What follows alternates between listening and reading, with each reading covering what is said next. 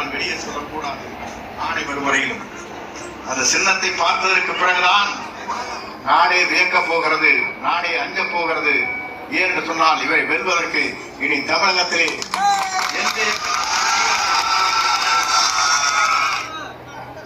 நாமக்கல் நடைபெறும் நிகழ்ச்சியில் பெரிய கட்சி நம்மிடத்திலே வந்துவிட்டது.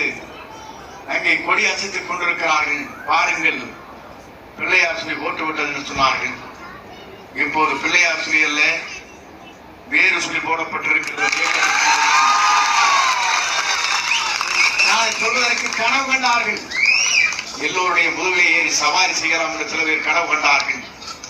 ஆனால் மக்களாக இருக்கிற ஒரு சக்தி விஜய் அவர்களை தமிழ்நாட்டுடைய முதலமைச்சராக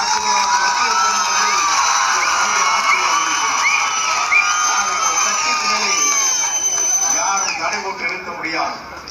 இந்த கூட்டத்தை பார்த்ததற்கு பிறகு கொங்கு மண்டலமே வியக்க போகின்ற வரலாற்று